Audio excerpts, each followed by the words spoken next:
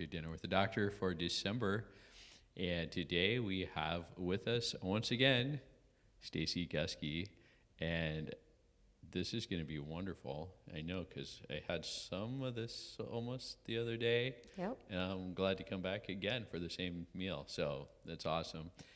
Just want to remind you of some of our other events. The first Sunday of every month, we have a Sunday support exercise. Starts at 8 o'clock in the morning, and then we have a whole food, plant-based potluck breakfast. And so everybody's invited to join us for that.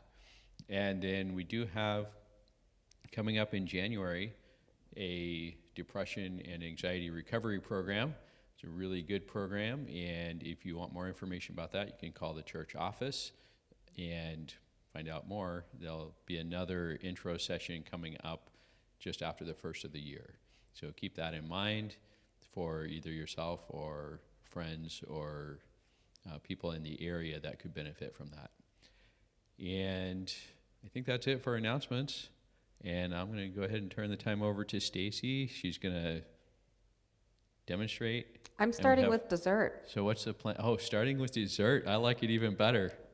All right, we have dessert. Are we going to serve ourselves? What's the plan for serving tonight?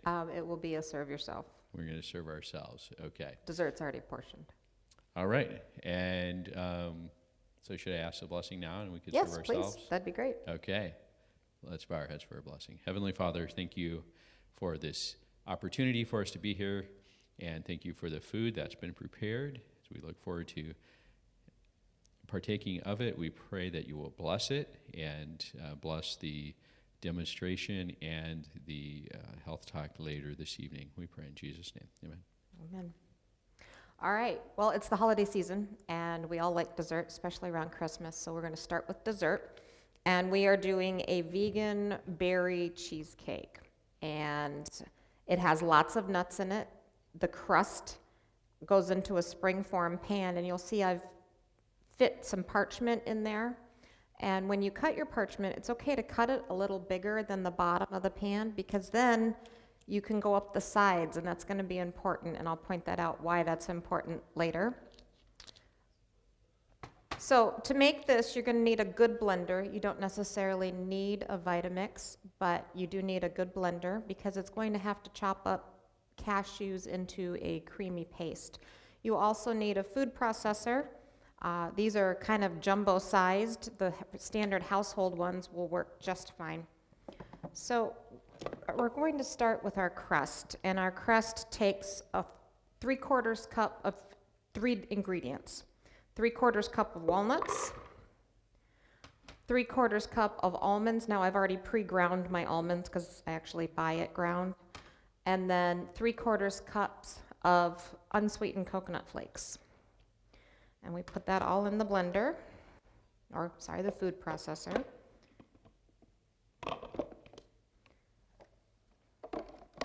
Pardon the noise, or the fact that my blade's not seated. There we go.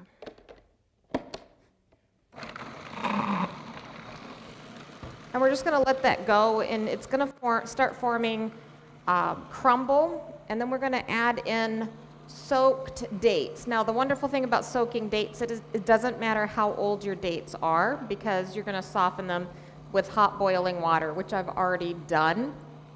And we can simply put those in. I've pre-measured them.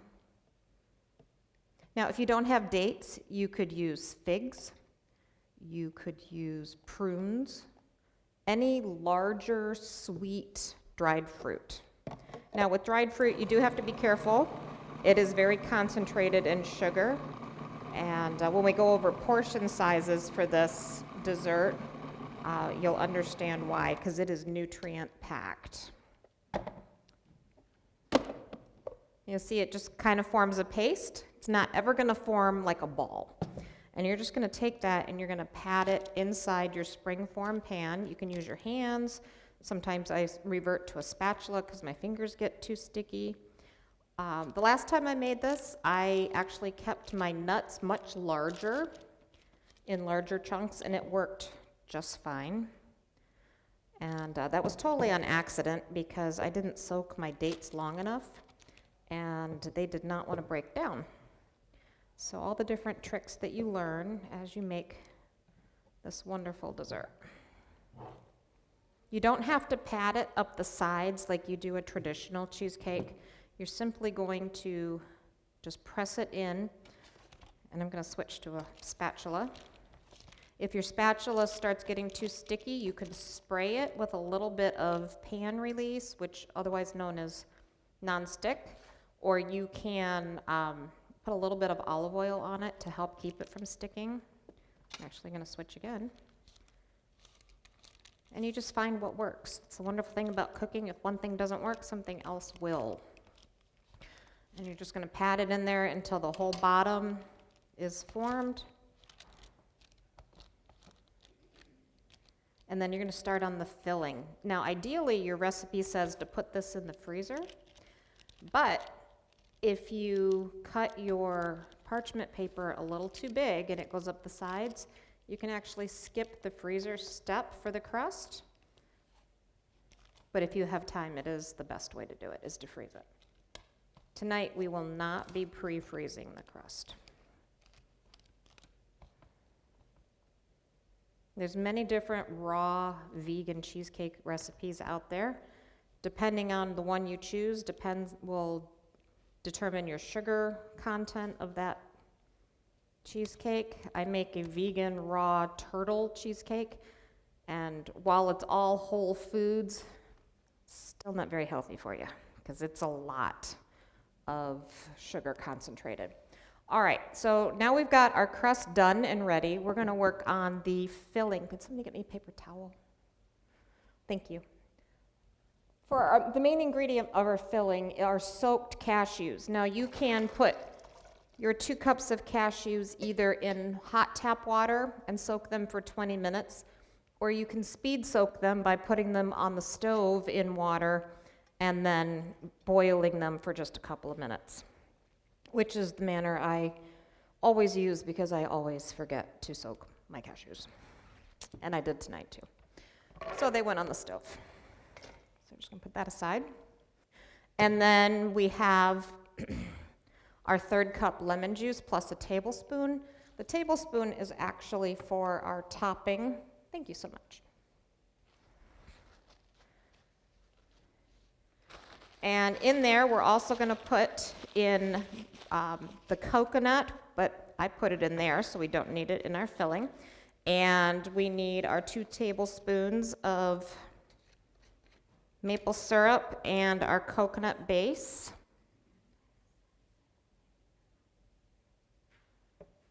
Now you're seeing me put 2 in because I'm using a half tablespoon measure. And our teaspoon of vanilla. I'm using an imitation vanilla. 1 because it's white, and 2 because it doesn't have the alcohol. I do a lot of baking and I make a lot of white frostings, and it's never good to put a brown flavoring in a white frosting. So now we have our cream of coconut. This is the fattiest part of the coconut with the coconut milk in it. So you are getting a lot of fiber, you're getting manganese, you're getting copper, but what you need to be careful of, it's a medium classed fat. So again, moderation, you don't want to eat this every day. And if you were, then it would be the only fats you would want to eat the rest of the day. We're going to blend this up until it's nice and creamy.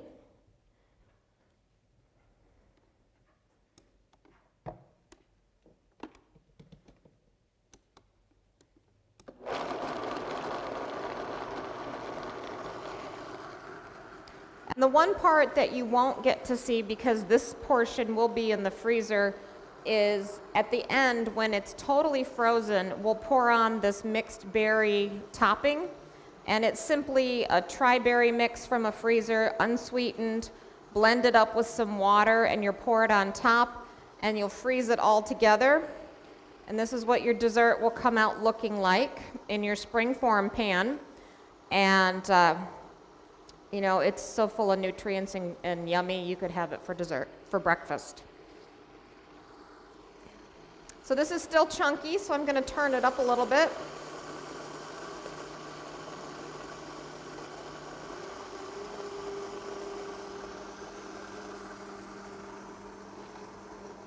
Your maple syrup does matter. You want to get 100% maple syrup. You don't want to use Mrs. Butterworth or something like that because that's just high fructose corn syrup. All natural maple syrup actually has a lot of nutrients in it for you from the tree, and a little bit goes a long way. It's not something you flood your pancakes with because of its contents of sugar, but again, it doesn't have that high fructose corn syrup in it. This is looking really good. The joy about a Vitamix is it will heat as it blends, and it helps smooth out the contents that you're blending as it processes it.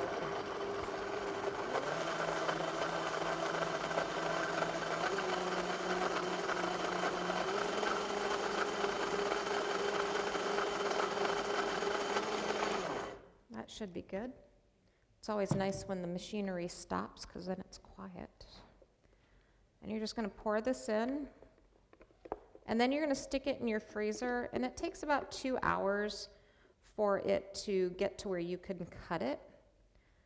And then once it's frozen, you can then put the berry topping on it. You can't put the berry topping on it unfrozen. It doesn't work like the crust does.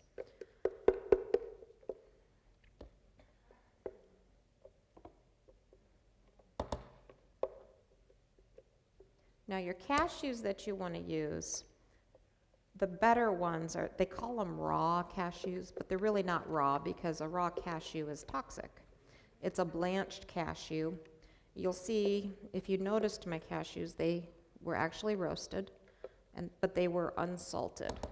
Any cashew will work. Again, though, you need to make sure that you are careful with your salt intake and making sure that you are following your doctor's guidelines for what he wants you to intake for roasted fats. The other issue with not using a blanched cashew is you are introducing some of the fats that you really don't want to have by the roasting process. So this goes into your freezer, and once it's frozen, you'll top it with your berry topping, and a couple hours later, you'll be able to cut it and enjoy. Any questions on this recipe? Okay, we're going to move on.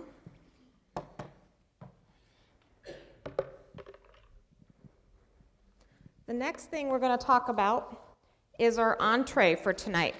Our entree is a walnut meatball, and we put meat in parentheses because there's nothing meaty about it except the taste of the walnut. And in a meatball, a vegetarian meatball, you need an ingredient. You need a binder, you need a nut, you need a grain. It doesn't have to be breadcrumbs. It could be rice. It could be quinoa.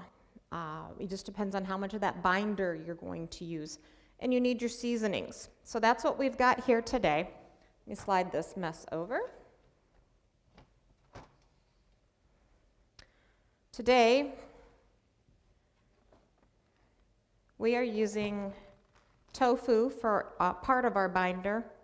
And then we're using flax, ground flax, for the rest of our binder. Our nut is going to be walnuts. Our seasonings are sage and garlic. We have unflavored breadcrumbs, so we're not introducing any kind of cheese or anything in there. And we have braised onions. Onions can be braised on the stove, or they can be braised in your microwave. And if you're short on time, the microwave is the best way to do it. The difference between braising and sautéing is braising, you're using water. Sautéing, you're using an oil. So by braising, you're not introducing any fat into the recipe. So these were covered in water, wrapped in saran wrap, and put in the microwave. Again, you could put them in a skillet with a half a cup of water and cook them that way. Either way works. I'm going to use an ice cream scoop to shape the meatball. And all of this just goes right into the food processor. So if you remember, we had dates in here. We don't want a sweet meatball, so I'm going to wipe it out.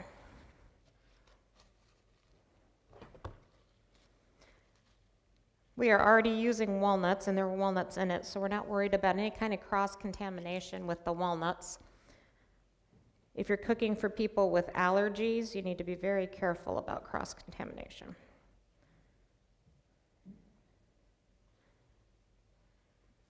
That will be just fine.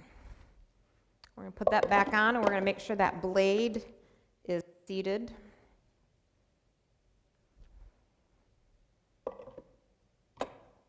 And we're going to put in roughly a cup and a half of walnuts. Doesn't have to be an exact science. Then we're putting in our onions. And I'm going to process that just a little bit so that I don't overwhelm my food processor.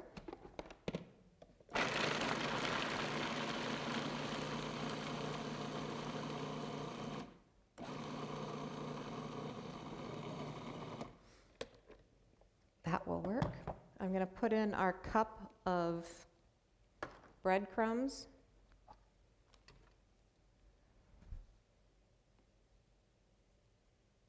A little bit of the garlic.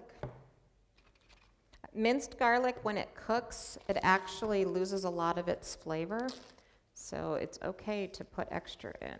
Our flax seed, again, flax binds with any liquid in a recipe and firms everything up. So if you're not using eggs or cheese, you really need flax. And then we're going to put in our tofu. I'm using mori new tofu. It's in the box. It's shelf stable. This thing could survive a nuclear bomb. But that's the nice part about it is you can buy 2-3 bricks at your local grocery store. Myers carries it, Harding's carries it, Apple Valley down the street carries it, and you can just let it sit on your shelf. It does have an expiration date on it, but I've opened up one that's 2 years past the expiration and it looks just fine. They give you neat instructions at the top about how to open these, and they say, okay, cut here with scissors, and then cut here with scissors. And it's kind of like assembling a rector set. Cut down the middle, break it open like an egg, and pop it in. It's the easiest way to do it. I'm gonna blend that again. And I may have to get in there with a spatula to get the corners.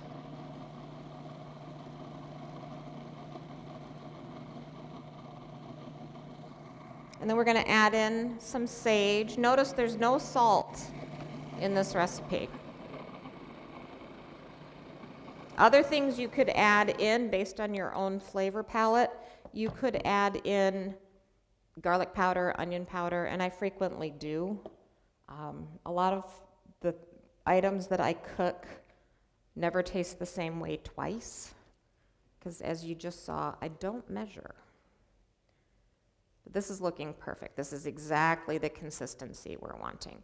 The problem with not using eggs or cheese in vegetarian food is that it doesn't like to stay together.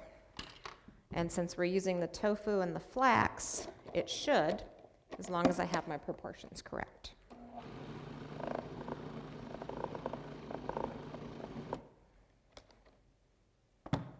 Okay, and these are done. I'm going to move everything I don't need over so that you can see what I'm doing. I'm going to take a baking pan. You can either line it with parchment paper, which is my favorite thing to do because then I don't have to clean the pan because everything stays on the parchment paper, or you can spray it with non-stick. You can see it's very firm, and that's what you want. An ice cream scoop. This one makes a really nice dinner-sized meatball. I've seen them where they're this big. I can't eat one that big. So I'd rather have 2 on my plate than 1, and so this is the size I use. These do not expand as they bake. You see, I'm just pressing it in. I'm using the sides of the bowl to press it in, cleaning off the scoop as I go. You can just put them edge to edge on the baking pan. And again, this has nuts in it. This has flax, which has all kinds of appropriate nutrients that your body needs. And it doesn't have any of the trans fats. It doesn't have anything that could really clog your arteries up. If you're watching your carb intake, that would be something to be concerned about. Loaded in protein, the walnuts and the tofu. And you would just keep going until you cleaned out the entire pan. One bowl, one recipe will fill the pan, serve about 10 people, 1 to 2 meatballs depending on their appetite. You would then put these in the oven and bake them until they are touchable. So when you can pick it up and it's not falling apart in your hand and it feels dry, then it's done. Take it out of the oven, put it in a 9x13 pan, cover it with your favorite spaghetti sauce, and put it in the oven until that spaghetti sauce is nice and bubbly. You can use different sauces. I use a spaghetti sauce that doesn't have any corn syrup in it. It's just 5 ingredients, your tomatoes and seasonings. If you add other sauces, like there's a cranberry barbecue sauce, an apricot barbecue sauce, those make it more of a holiday tradition, but it also increases your sugar content. So you just have to pick and choose what you're gonna eat for the day and decide what sauce to put. Lastly, we're gonna do a side dish of roasted root vegetables. Now, growing up, I was constantly suggested that I eat beets. I don't like beets. Until now, which I think I left my beet in the kitchen.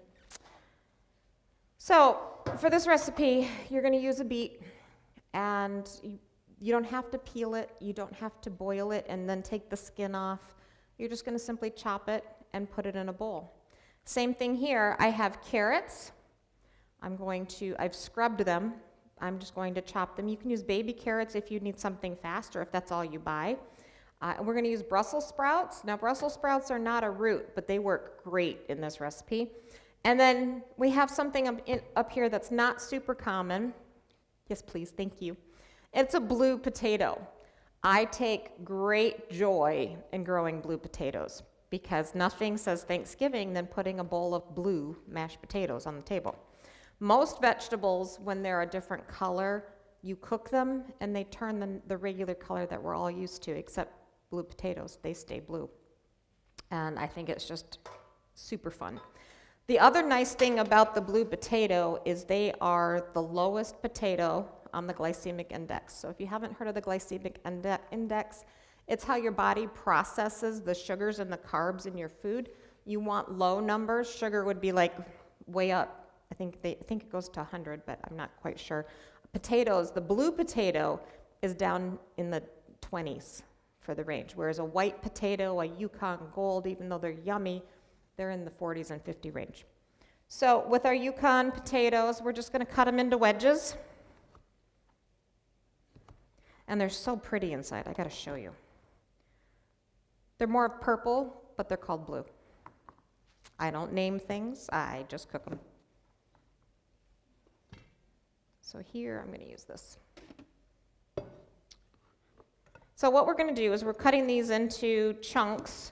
They're soft when you go to eat them, so it can be a little bigger than a bite size with your chunks.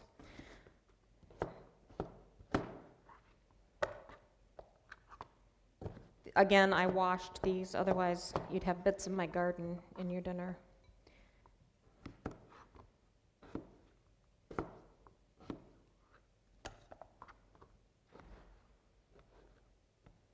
I grew red carrots and yellow carrots this year as well. They don't turn colors when you steam them either. Now, the beets, if you're gonna can a beet, you're gonna steam it and then you're gonna slide the outer skin off. Here you don't have to. You just cut the ends off and we're gonna cut it into bite-sized pieces. Now the thing I didn't like about beets growing up is first I had to smell them while they were cooking, and I couldn't convince myself to eat something that smelled like dirt.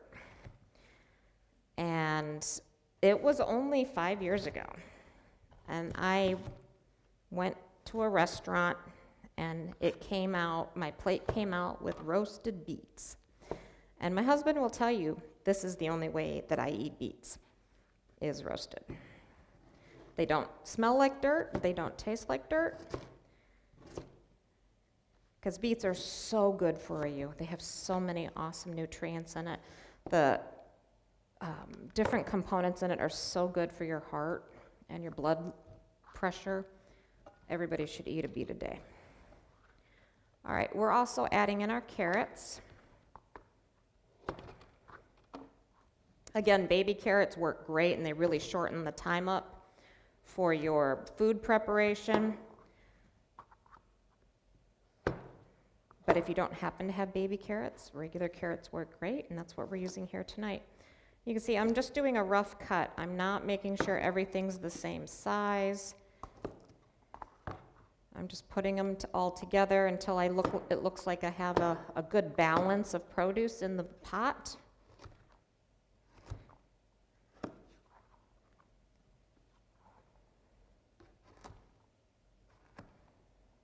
You do have to be careful when you're cutting carrots because they roll. And if my husband's watching, he's already counted how many times I could have lost a finger. I am known for cutting myself. All right, one more cut and then we'll be good. I'm also going to throw part of an onion into this mix. The Brussels sprouts, as I said, you just trim the bottom off. I add them in for color and flavor.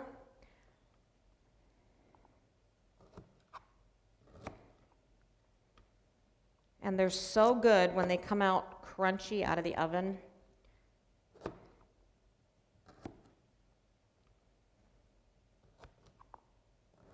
And I'm using a sweet onion. It's not a Vidalia, but it is a sweet onion.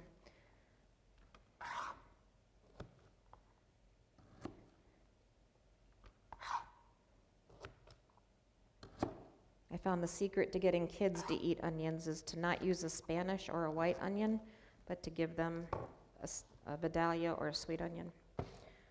They tend to like the flavor. My little grandson, a couple weeks ago, we were reading that gnawing on onions helps reduce teething pain.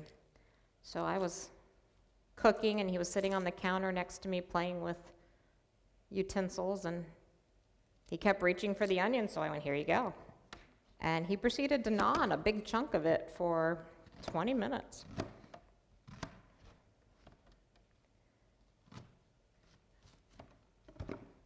Again, we're just sticking them in there in big chunks. They soften in the oven. And then I'm going to add to this a little bit of olive oil, just a small drizzle. Now, I didn't put olive oil in the meatballs. This is the only added oil we're putting in, and we're putting in the rest of the garlic. I served this dish a couple days ago, and I had somebody come through line, and I'll take everything that doesn't have garlic in it. Well, everything I cook has garlic in it. So we just filled his plate up, and he cleaned it, and he didn't even know the garlic was in there. Tiny, tiny, tiny bit of salt. This isn't even an eighth of a teaspoon. It's just a sprinkle. And we're going to take that, and we're going to just put it on our cooking pan. There's already oil in it, so we don't need to add to it. You would toss it together, but my pot is too small, so I'm going to show you that you really don't have to toss it. You're just going to put it on, and the juices from the vegetables help put everything together. You just want to make sure everything has a nice coat on it. If you find something that's too big, separate it out. And then we have one final item, which is the piece de resistance, and that's fresh rosemary. Dried does not work in this recipe. And you're just going to pull it off of the stalk. Oh, I love the smell of rosemary. And so when this bakes and cooks, what you're going to smell is that rosemary and the garlic. You're not going to smell those beets. You're not going to smell dirt cooking. And when it's done cooking, it takes, on 400 in your oven, it takes about 20 minutes for this. And you put it on a nice white serving platter, and it's just gorgeous. And everybody thinks you spent all day on it. All right, so we've made dessert. We've got our meatballs, and we have our side dish.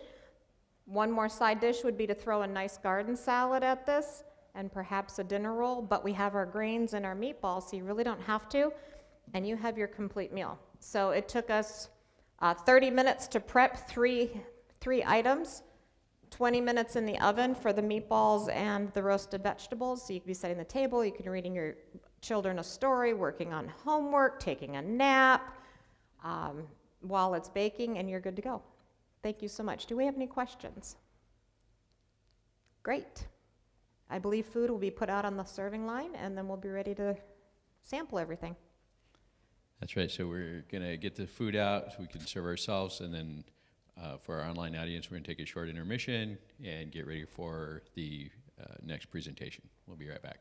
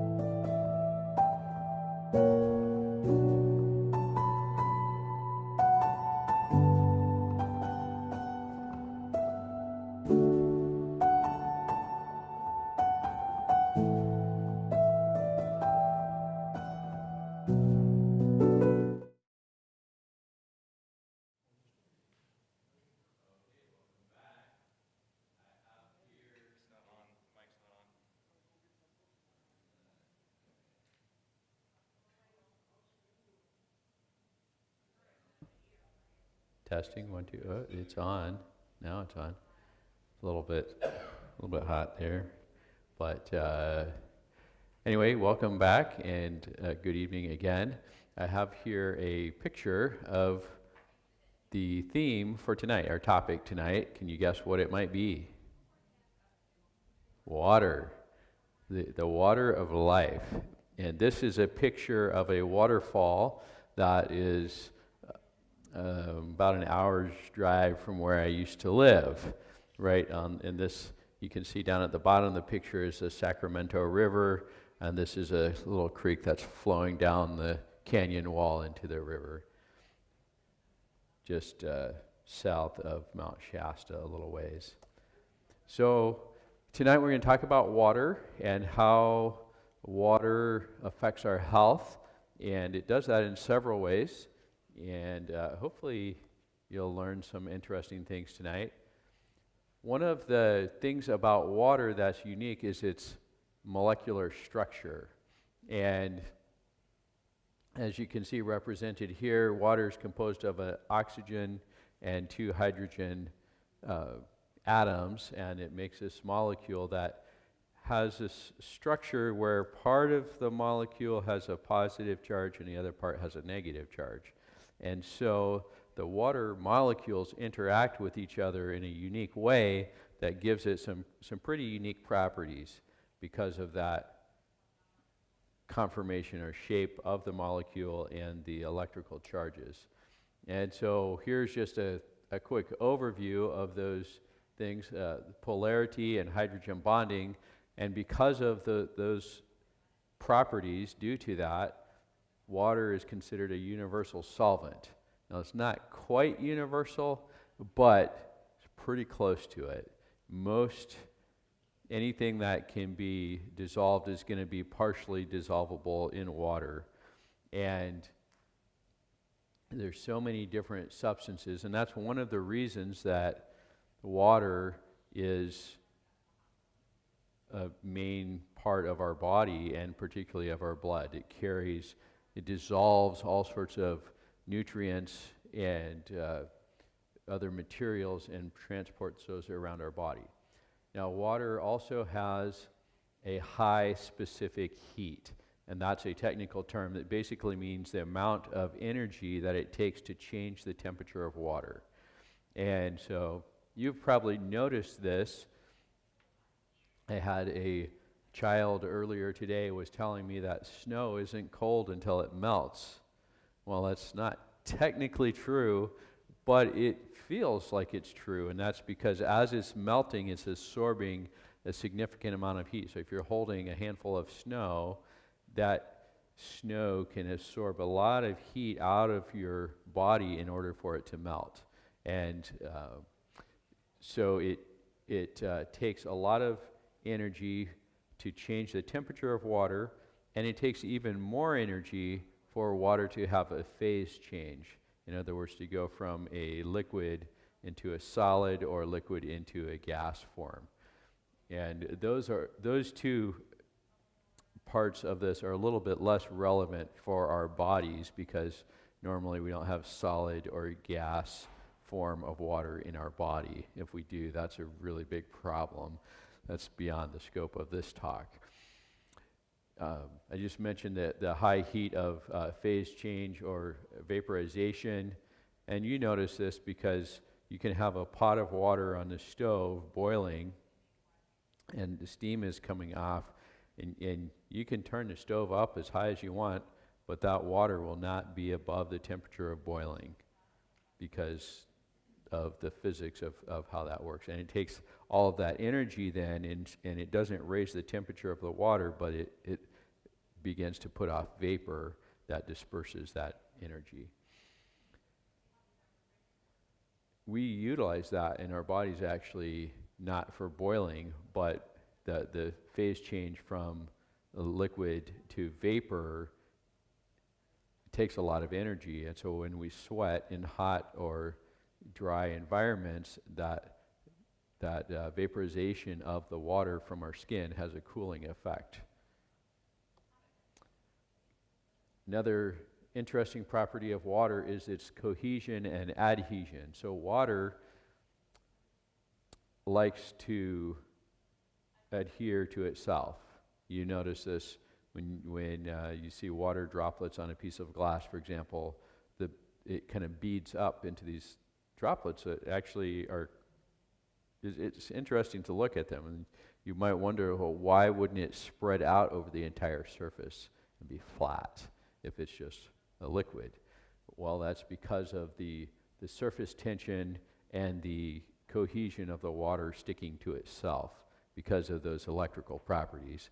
And then that also happens between water and other substances, and this is part of why water is good for cleansing and washing, because not only do other things dissolve in the water, but they also tend to adhere to the water. So particles of dirt, for example, may not dissolve, but they stick to the water. So that becomes important for sanitation. Then we have this interesting density anomaly when water freezes. Most substances, when they go from being a liquid to being a solid or freezing, they actually shrink. So the colder it gets, the denser the material. But water, when it experiences that phase change, actually becomes less dense, which is very different. And so that causes a situation where the ice will float and the top of the pond will freeze, and then we can go skating, and that's wonderful because, if the ice was more dense than the liquid, that ice would sink to the bottom, and it'd be really hard to skate on the bottom of the pond, I think. Isn't that right? Yeah, it would be really hard. So it works better this way, and so that's a lot of fun. The other thing, I already mentioned the high boiling point and melting points. So water stays liquid within a very wide range of temperatures, which is kind of unique. Most other substances don't have as wide of a range for the liquid phase. And so those are just interesting facts for you. Now we're going to turn to things that are relevant to our health more directly. So how do we use water? Well, we use water internally. The normal way of doing that is what? Drinking water, right. And there are some other ways that are unnatural. Anything that involves a catheter and putting water into your body is not really natural, but sometimes is necessary. And so there's all sorts of different ways of doing that. Tonight we'll only be talking about drinking water, and we'll save those others for some other time. Yeah, then we also use water externally, and we do that for two purposes. One is just cleaning for hygiene, so cleaning our body, and even if you don't use soap, if you just bathe with water, that removes a lot of the waste products from the skin, the dirt, and other things. Sometimes soap is, but you're never going to want to use soap without the water, right? So you got to have the water for that cleaning to take place. I had a teacher of mine in my residency I think one of his favorite sayings was, the solution to pollution is dilution. The solution to pollution is dilution. So we can dilute the waste from our body and from our environment by adding water. Now, there are other solutions. That's not the only one, but it is one of the ways that we deal with pollution, things like bodily waste and things like that. So we use water externally for cleaning and for hygiene, and then we also use water for hydrotherapy, and I'll speak more specifically about that in a little bit. Our bodies have quite a bit of water. Human bodies are approximately 60% water, Some would say as high as 70 something percent, or as low as 50 something percent. And it depends a little bit on how you count, but it also depends a little bit on what's your state of hydration. And so human beings can survive within a window of hydration, but we can't get too far off from that before we start running into pretty serious problems. So it's somewhere about 60%. And about 2/3 of that water is actually in our cells. Now, often we think of water as our blood is, water with some other stuff in it, and we think that's where most of the water is. But that's not actually true. Most of the water in our bodies is actually inside of our cells. Now, the interesting thing about that is that our cells are quite permeable to water. So our cell membranes, the water can move across those membranes fairly. So then, well, how do we manage the water in those cells? We manage that by modulating the electrolytes and the other molecules that are in there. So we have about, like I said, 2/3 of the water is in our cells, about 1/12 of the water is in our blood, and then the remaining water is in between the cells. So in between the cells in our organs, in the lymph organs and the lymph channels and things like that. So let's think for a minute. What is the function of water in our body? A lot of times people think of water as just sort of this inert substance that doesn't really have any function other than if you're thirsty, then, and people ask me all the time, do I have to just drink water, or can I put stuff in the water to make it taste good? Well, personally, I think if your water doesn't taste good, there's one of two problems. Either you got bad water or your taste buds are perverted, because good water tastes good. Well, that's a little aside. Functions of water in our body. What do you think? Anybody? Blood pressure. Okay. Yeah. We have to have enough circulating volume to maintain pressure so that things can circulate. Yep, that's true. Anything else? It helps to cleanse our cells. So yes, again, that cleansing the water is a solvent that carries waste material away from where it's generated. Interestingly, one of the byproducts of metabolism, so burning sugar or fat, actually is water. So our bodies produce water when they burn calories. And the exhaust, so to speak, from that is water and carbon dioxide. And so water just goes into our circulation, and carbon dioxide also gets dissolved in our blood, and then we exhale that. So here's a list of functions. I mentioned the solvent, we talked about that. It carries nutrients and gas and waste materials around our body so that they can be used or gotten rid of as needed. Temperature regulation is an important one. So again, this is that high specific heat of water helps us to be able to regulate our temperature within a fairly narrow range most of the time.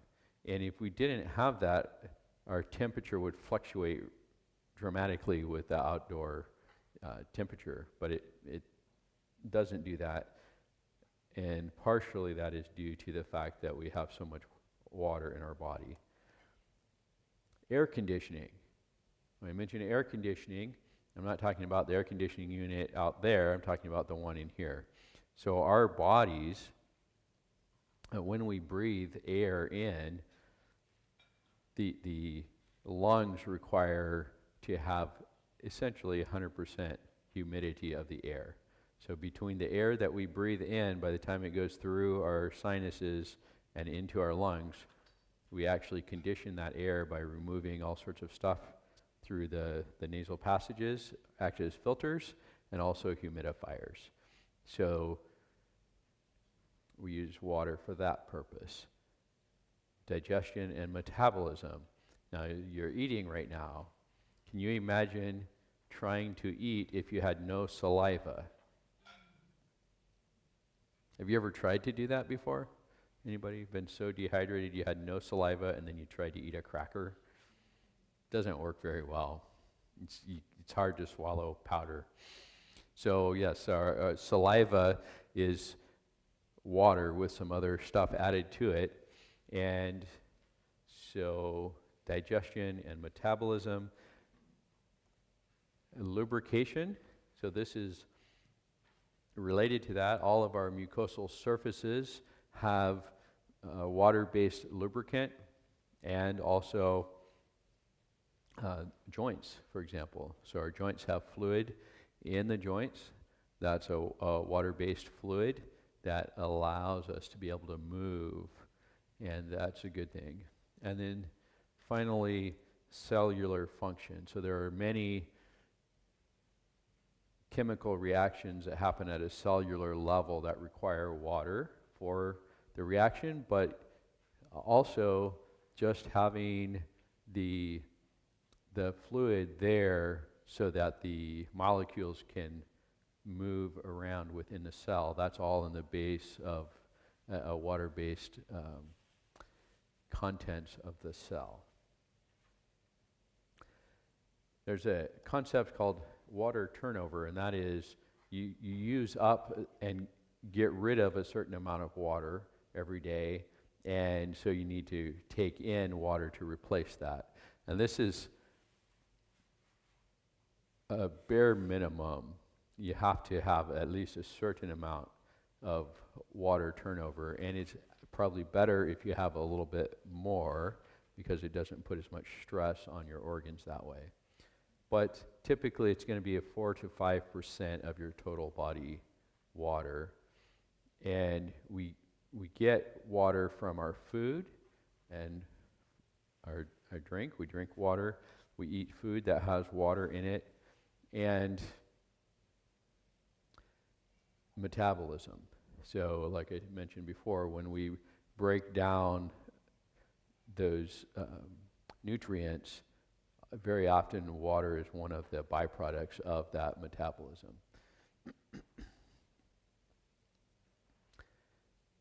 By the way, I'll come to that in just a minute.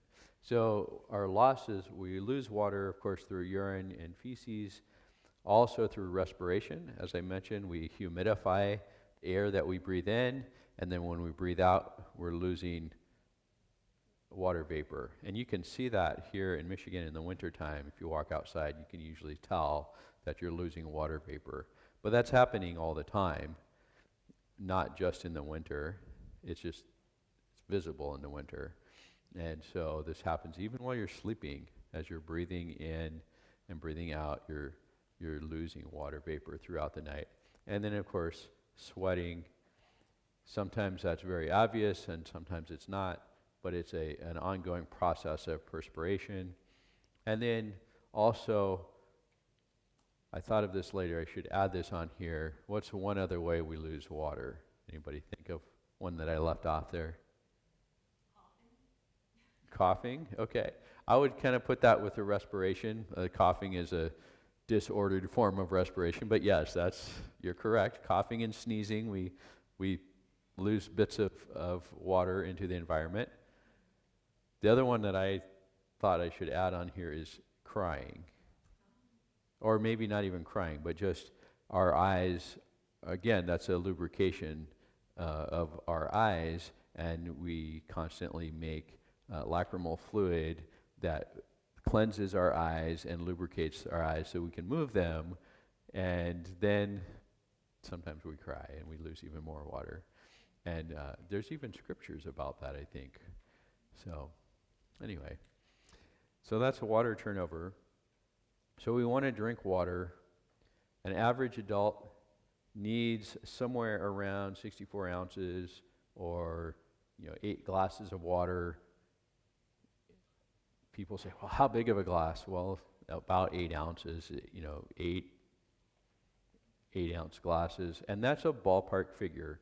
So everybody's a little bit different, and there's several caveats. So one is this can change dramatically based on medical conditions. So if you have congestive heart failure, if you have kidney failure, or anything related to those conditions of metabolism or brain function that are altered, that might need to be different, and you should talk with your physician about that.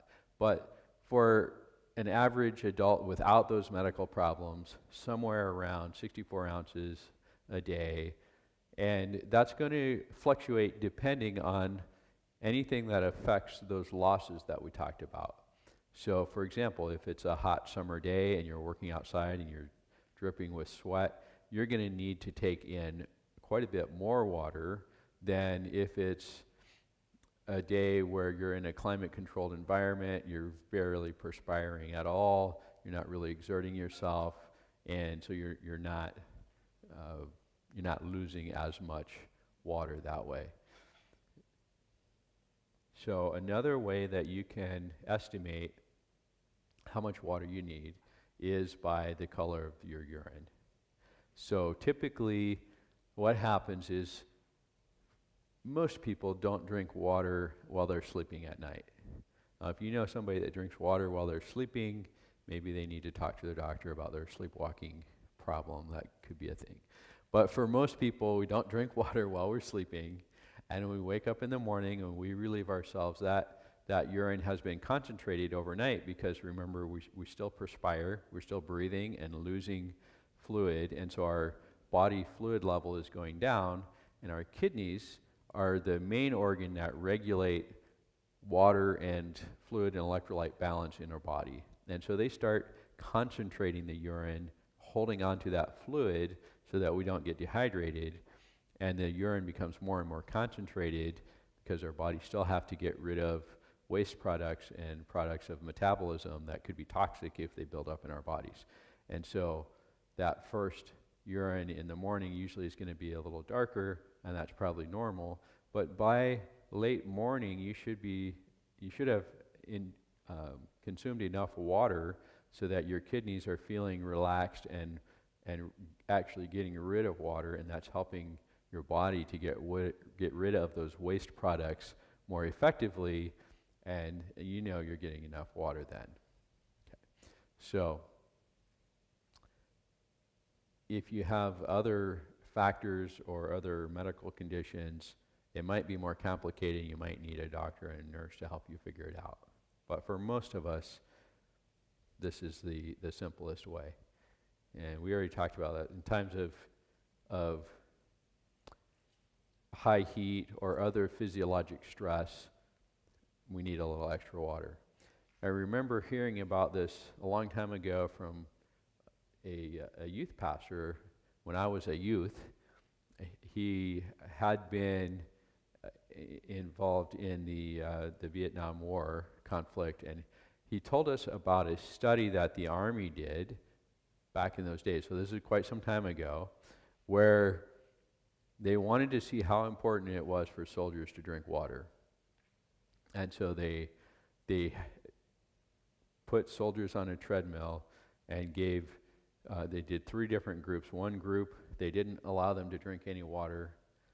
The other group, they allowed them to drink as much water as they wanted. And the third group, they basically forced them to drink water on a schedule. And what they found was the first group that didn't drink any water, they didn't go very far, and they just couldn't keep on. And then the other group that got to drink when they felt like they needed to, they went quite a ways. And then the third group, where they basically forced them to drink water, they just kept going and going and going, and they finally called a halt to the study.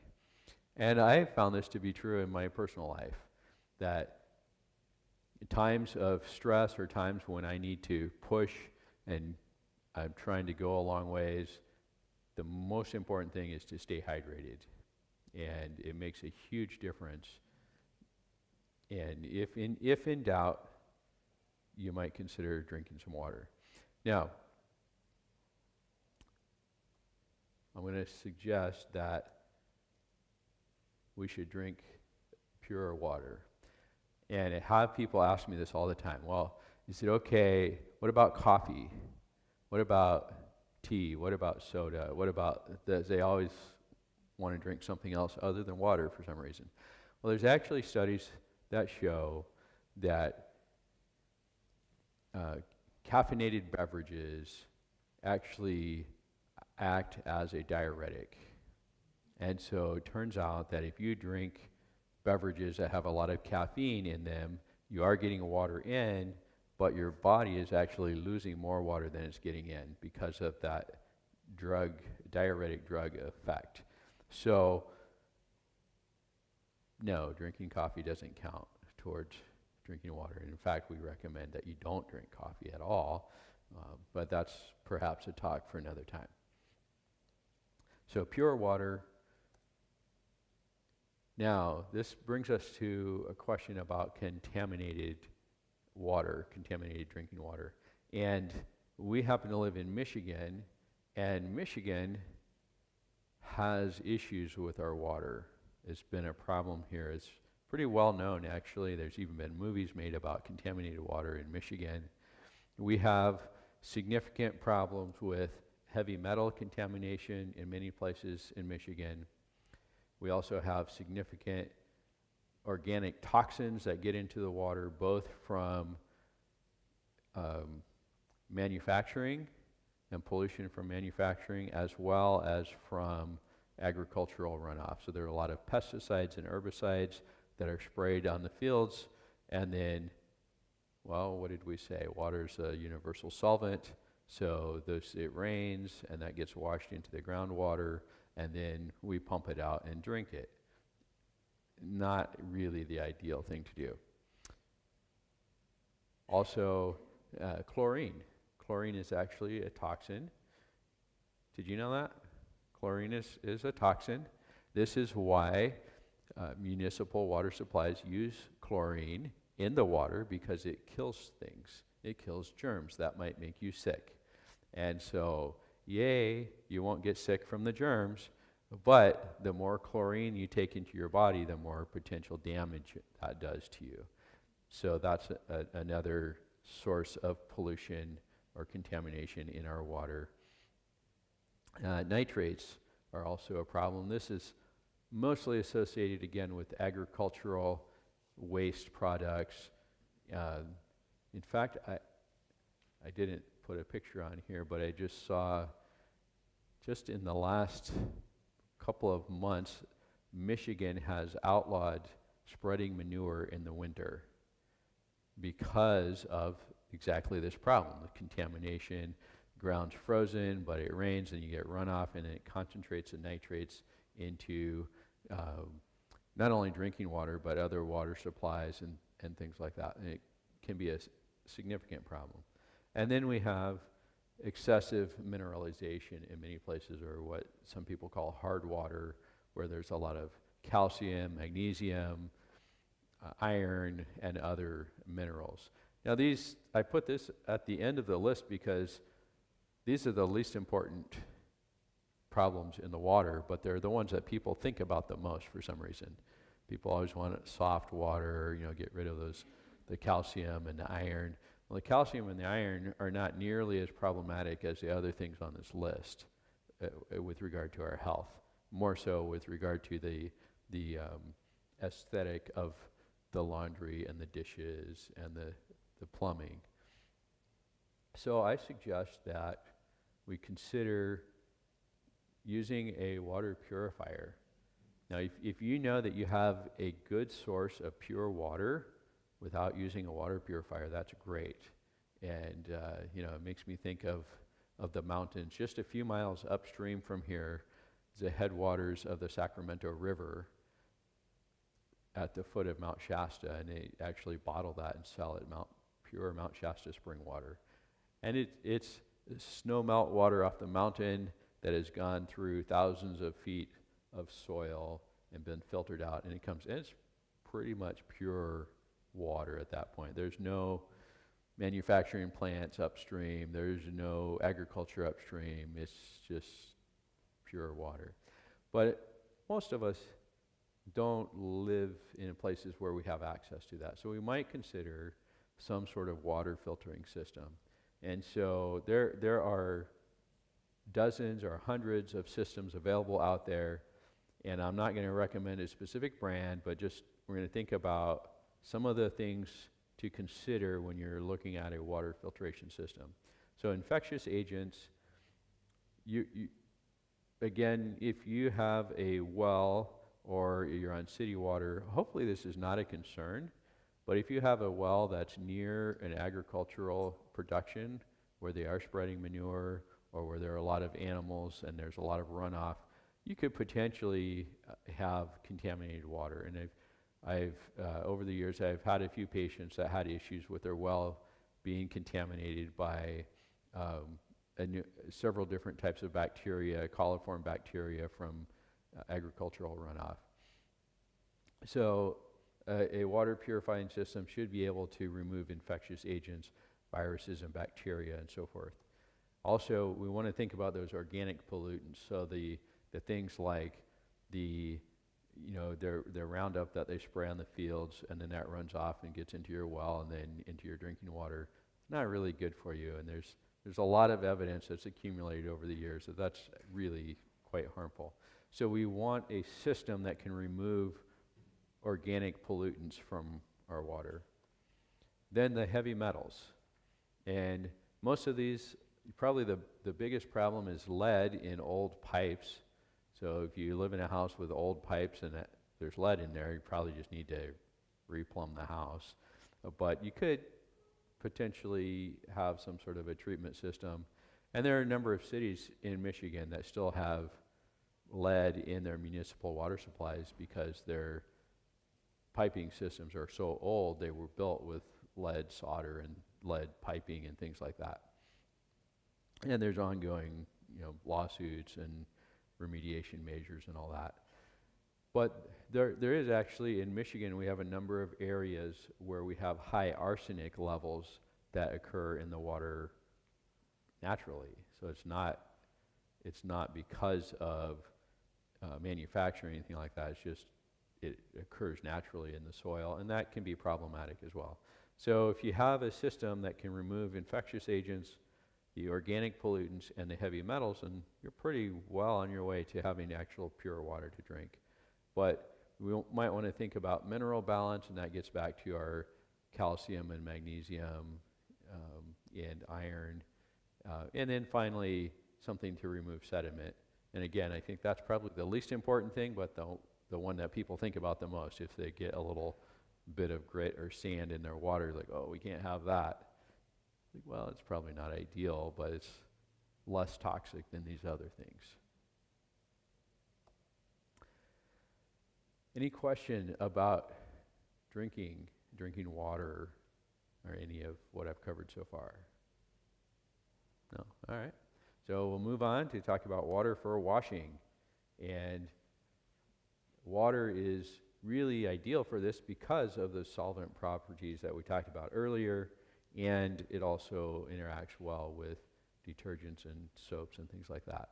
So we want to clean our bodies on a daily basis, some sort of bathing. It used to be thought that that bathing would potentially make you ill, and so people would try to avoid bathing, and it turns out that that's not really healthy. It's really healthier to bathe on a regular basis and let that water wash over your body and remove impurities. Now we're going to talk about water thermal therapy, or as it's usually called, hydrotherapy. And it's called hydrotherapy because we use water, and we use water because of that high specific heat of water. Water can hold a lot of energy and release a lot of heat and still have a lot of energy in it, or absorb. So either way, hot or cold, water is really good for transferring that energy for therapeutic purposes. So there are a number of traditional ways this is done. One is by the sauna. And sauna, of course, is a Northern European term for this thing, but there are many cultures. In fact, I would say most major cultures around the world have some form of sauna. Here in North America, the term was given sweat lodge, and in other places there are similar things. And basically it's just a heated air, and very often that's also done with steam. So putting water on a fire that produces steam, or on hot rocks or something like that. Then we have a little bit more modern invention, the hot tub, where you have a water bath. It's essentially a water bath that's just heated, and you can sit in that. And then we have the shower. So here we have a device where you can have both hot or cold water, and most of us, we are so wealthy and we live in such luxury that we can dial in how hot or cold we want that to be. Can you imagine people in all the history of the world, right up to the last 100 years, you either had hot water or you had cold water, and if you wanted hot water, you had to work really hard to get it hot. And we can have both just by turning that little knob. It's amazing. We are so blessed. So in a shower, you can do a contrast, hot and cold. And then, of course, there's the cold plunge or the cold shower. And then some, traditional saunas are in northern latitudes next to the fjord. I don't know, maybe we have someone here from one of those places, right? Isn't that often the case? You build a sauna where you can access the cold water, not always, but traditionally in the old days. Or even if there's no fjord, there's snow, right? So you can get out of the sauna and jump in the snow and then get back in the sauna. It's wonderful, wonderful. So this has all sorts of effects on our body, and so we're going to talk about that. Now, just in the last 20 to 30 years, I'm going to say a word about. So hydrotherapy developed in ancient times with the use of the sauna and mineral baths and things like that. And then there was a period of time in the 1800s where hydrotherapy was really popular, and a lot of physicians and scientists were doing research to find ways of treating different problems using various iterations of hydrotherapy. And then along came modern medicine with antibiotics and other things, and hydrotherapy kind of fell into disfavor. So there was a lot of research on hydrotherapy happening in the early 1900s, 1910, 20s, and 30s. You get into the 40s, and then after that it started to taper off because antibiotics and other drugs became much more popular. They're easy to produce, they're easy to give, it takes a lot less work. And so research on hydrotherapy kind of went by the wayside. But now, just in the last 20 years, there's been a real resurgence in interest in hydrotherapy and things like saunas and cold plunges and all of this, not so much from a medical treatment perspective, but just from a health and wellness perspective. So that has allowed us to see some of the benefits. So this particular study was done in Finland with 2,300 men, and they followed these men over 20 years, and they found that the men who would use the sauna 4 or more times a week compared to those who used it once or less per week reduced their risk of dementia by more than 60%. That's astounding. That is astounding. If I could come up with a pill that would reduce your risk of dementia by 60%, I would be a multimillionaire in very short order. Everybody would want that pill.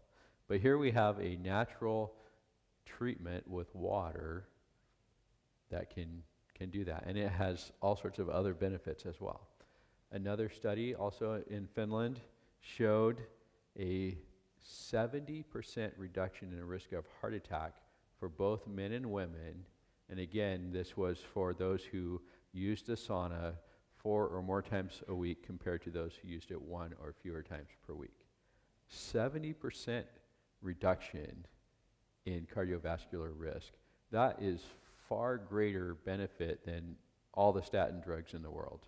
It's, one of the most commonly prescribed medications to try to reduce the risk of cardiovascular disease, and it has all sorts of side effects and other things with that.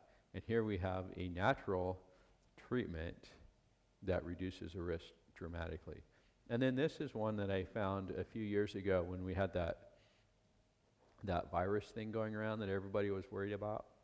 You remember that? Just a few years ago. This study, again, showing contrast between people who use the sauna 4 or more times a week versus 1 or less times per week, reduce the risk of pneumonia by 37%. And I don't know if you guys are impressed by those numbers, but if you compare that to all sorts of medical interventions, these are huge numbers. This is really astounding. And there are multiple studies. Some of these studies were done over a period of 20 years or more. And so it's very impressive to me as a physician to see those kind of numbers by something as simple as just sitting in a sauna for 20 minutes 4 times a week. All right. Immersion, water immersion. So hot tub use has similar benefits. From my review, it doesn't seem like there's been quite as much research, but the research is trending to show that sitting in a hot tub has similar health benefits to a traditional sauna. And there are some additional things what's different about a hot tub and a sauna? Well, a hot tub, you're sitting down in the water. So when you're immersed in the water, the pressure of the water on your body changes some of the dynamics, the fluid dynamics of what's going on, and your body actually tries to excrete more fluid because it sort of tricks your body into thinking you have too much fluid because of the way that pressure is. Okay? So what happens there is you end up actually getting rid of more water, but also more waste products at the same time. And so there are some studies showing that sitting in the hot tub is more effective at reducing heavy metal levels in the blood because of that. So, and that's partly because of the water pressure. And then the last thing we're going to talk about is the waterfall. You have one in your house, you call it a shower. You can think of it as a waterfall. It's just, more private than Mossbury Falls. And so I'm going to go through with you a very simple thing that you can do to improve your health and vitality in your shower. And the simplest thing is you take your regular shower, however you normally do, get clean, and then at the end of the shower, turn the water toward cold for just a few seconds. If you haven't done it before, maybe just 5 seconds is enough. Okay? But gradually increase the amount of time that you can tolerate in the cold. And what happens is the contrast between the hot and the cold, it dilates and then constricts your blood vessels. And the contrast also sends a signal to your body like, hey, there's something going on here. We need to be alert. And so it raises your white blood cell level, your circulating white blood cell level, and those are the cells that fight infection. So we recommend this. Now, if you want a more specific treatment, you're going to start with hot, and you're going to get in a hot shower until you're sweating, and that might take 5 or 6 or 10 minutes, maybe, depends on how hot the water is and what's going on with you metabolically. But once you feel that you're sweating, and now, have you ever done that? Have you ever been in the shower and could feel that you're sweating even though you're all wet? Like you just have this feeling like you're sweating, right? So you should try it sometime if you haven't. But once you have that sensation, that feeling like, oh, I'm hot and sweating, you're going to turn the water to cold, and for therapeutic effect, 30 seconds to 60 seconds, and then go back to the hot, and in the hot until you're sweating again. Usually it doesn't take as long the second time around, so 4 or 5 minutes, something like that. And then another 30 to 60 seconds of cold, and then one more time with the hot, and then finish with the cold. And so this is really more, not just an everyday type of thing, but more of a therapeutic thing. So I recommend this if you feel like you might be getting some sort of infection, or if you know that you have some kind of infection, this will activate your immune system dramatically. And then when you're done, you're going to get out from the shower, you're going to dry off, you're going to bundle up with some warm clothes, and you're going to be sweating. And you start, because even though you finish with cold water, your internal body temperature is high. And so you're going to bundle up, and probably for 10, 15, maybe 20 minutes, you're going to be sweating. And then when that sweat stops, when that artificial fever breaks and your temperature comes back to normal, then you probably want to put on some dry clothes and then go about your day. So that's one way of doing a contrast shower that has significant therapeutic benefit in fighting infection. And so the last thing I want to share with you is another use for water that has to do with cleansing, and that is baptism. And you probably know this already, but in case you don't remember, baptism is being immersed into water. And the Bible actually tells us that when we do that, it washes away our sins.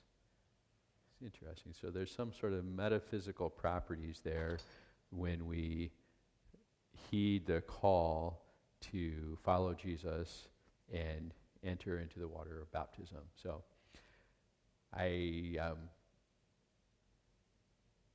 just want to encourage you to think about water and the blessing that God gave us in water. And you remember how the world began? In the beginning, God created what? Heavens and the earth. What was the first thing that was here? The expanse of water. It was there from the very beginning. And so I want to leave you with that challenge to pay attention to your water intake, both intake and also the external use of water. It's a gift. It's one of the least expensive and most underused things for our wellness. And so as you think about that, I'll close with a prayer. Let's pray.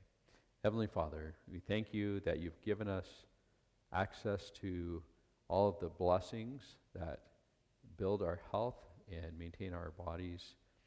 So Lord, tonight as we leave this meeting, I pray that you'll go with us, grant us safety, and help us to be aware of the blessing you've given us in water. And we thank you in Jesus' name. Amen.